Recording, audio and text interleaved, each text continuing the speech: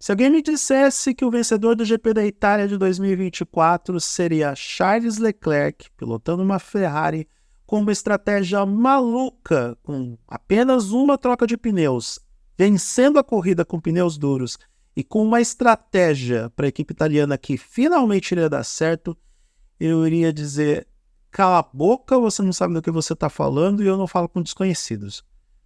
Porém, você me conhece, eu conheço você, você está inscrito nesse canal há muito tempo, e além disso, eu acredito que isso realmente aconteceu porque eu testemunhei essa vitória.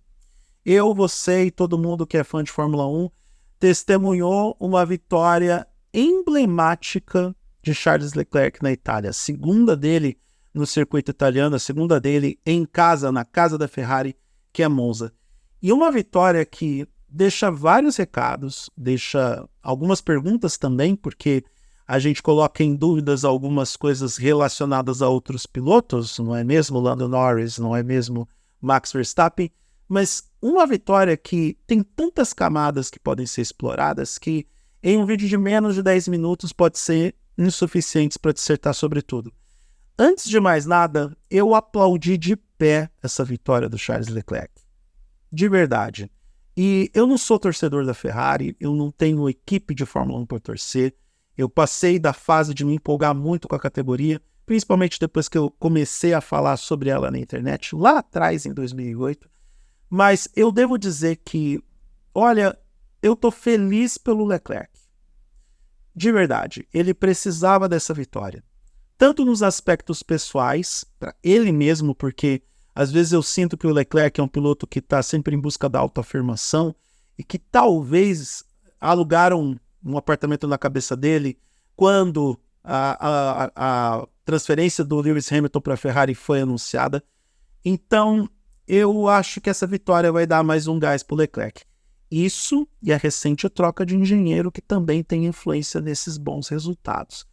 Eu dou os parabéns para a Ferrari também, porque desde o retorno das férias, desde o GP da Bélgica na semana passada, eu já vinha pontuando essa melhora de desempenho da Ferrari.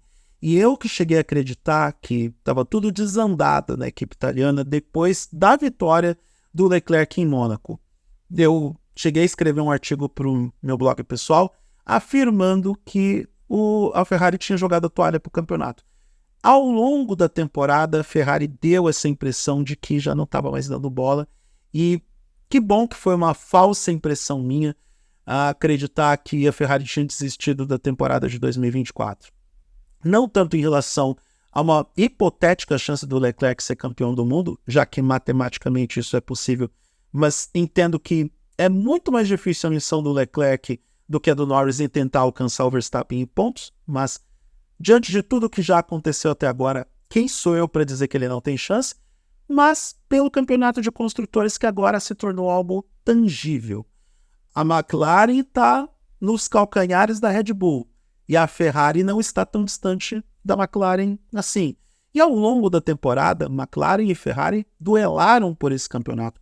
Duelaram por esse segundo posto no campeonato de construtores. Então nada mais justo concluir que a Ferrari pode realmente alcançar a McLaren nesse campeonato, principalmente com a performance que entregou hoje.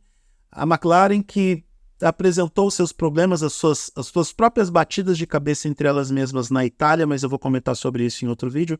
Mas a Ferrari que apresentou melhora de desempenho, apresentou um trabalho muito consistente e uma estratégia que foi impecavelmente executada. Eu mal consigo acreditar que eu estou falando da Ferrari em termos de estratégia. Historicamente, a equipe italiana sempre demonstrou uma boa dose de incompetência para fazer estratégia para os seus pilotos. Mas dessa vez, e a Ferrari é dessas, né? Para o GP em casa, a Ferrari apronta essas pequenas artimanhas. Estabelece uma estratégia excelente, faz de tudo para ganhar a corrida e de tempos em tempos vence. E sem um piloto competente para executar essa estratégia, não daria certo. E aí que dou o mérito para o Charles Leclerc. Ele executou a estratégia de apenas uma troca de pneus e preservar esses pneus duros de forma exemplar. Ele foi um relógio na pista. Ele sabia o que tinha que fazer, sabia que não podia forçar muito o ritmo de prova para não esgarçar os pneus, para não detonar os pneus para eventualmente forçar uma segunda parada, algo que aconteceu com o Carlos Sainz, que ele foi obrigado a voltar para os pits para fazer a última troca e para preservar o equipamento em função do desgaste dos pneus, e algo que a McLaren não conseguiu fazer. É curioso como o Hamilton, no final da corrida, deu uma entrevista nesse sentido. Ele falou sobre o ritmo da McLaren com os pneus duros e sabia que com esse ritmo os carros não iriam aguentar, os pneus não iriam aguentar. Dito e feito. Quando a McLaren acreditou que tinha dado o undercut no Leclerc, quando fez a ultrapassagem através da parada do boxes na primeira troca de pneus do Norris, mal poderia imaginar que tudo que a Ferrari estava fazendo era um plano milimetricamente traçado para que Leclerc chegasse no final da prova com apenas uma troca de pneus e com os pneus duros. Mas se não fosse Leclerc andando como um relógio e mostrando uma competência absurda para segurar esse ritmo, até porque o Leclerc estava andando mais lento do que Norris e Piastri no final da corrida, principalmente em relação ao Piastri, que estava se aproximando perigosamente do Leclerc. Se não fosse a competência do nosso amigo Monegasco, ele jamais teria conseguido manter essa posição e, principalmente, abrir a vantagem que determinou a sua vitória em Monza. Então, é de se aplaudir, por incrível que pareça, é de se aplaudir esse trabalho da Ferrari na estratégia, na competência, na capacidade, no talento também do Leclerc e de toda a equipe técnica da Ferrari. De novo, a gente está falando de uma Ferrari que acertou na estratégia. É inacreditável o que eu estou dizendo. E, por conta de tudo o que aconteceu em Monza, nós temos algumas perguntas que serão respondidas por mim, ou eu tentarei responder essas perguntas ao longo da semana. Será que Lando Norris está realmente pronto para conquistar o título mundial? Será que o Lando Norris é o primeiro piloto da McLaren? Ou será que Oscar Piastri merece um pouco mais de prestígio em função do show, da aula que o Piastri deu na Itália? Será que o título mundial de Max Verstappen está garantido? Talvez sim, dependendo de quanto que essa Ferrari vai atrapalhar a McLaren. Talvez não, dependendo do quanto que essa Red Bull andou para trás.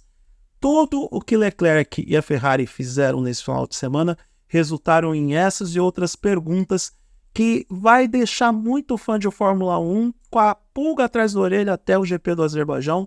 E que bom que a Fórmula 1 se tornou, o campeonato de 2024 da Fórmula 1 se tornou algo mais atraente e mais interessante do que poderia ser. E a Ferrari entrando na briga de construtores e, quem sabe, de novo, eu estou falando na base do achismo, não tenho base para sustentar essa minha teoria e nem eu acredito nas palavras que eu estou dizendo. Mas já pensou se o Leclerc entra na briga do título? A diferença entre Verstappen e Norris caiu para 62 pontos. Essa diferença entre Verstappen e Leclerc é de mais de 100 pontos. Mas quem diria que a Red Bull ia andar tão para trás? Quem diria que a Ferrari não ia jogar a toalha? Quem diria que a McLaren ia avançar tanto? Tantas coisas aconteceram em 2024 que a gente não previu. Quem sabe essa previsão do Leclerc disputando o título possa se tornar realidade diante dos fatos apresentados até agora.